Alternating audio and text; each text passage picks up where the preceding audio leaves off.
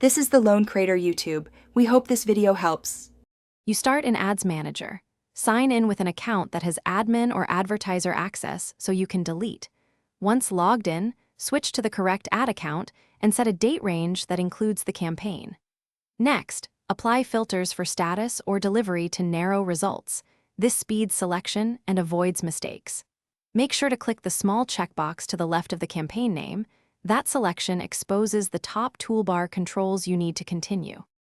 Once the campaign is selected, pause it to stop further delivery and billing. This protects your budget while you work.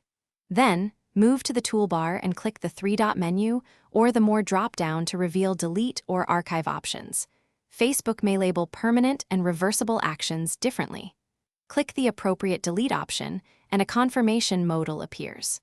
Read that modal to understand whether assets are removed or archived, because the difference affects whether you can. After confirming delete, watch the campaign status change to deleted or archived.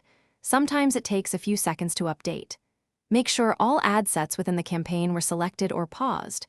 Nested active assets can prevent removal. If the campaign won't delete, clear your browser cache, try a different browser, or open Business Manager directly to repeat the action.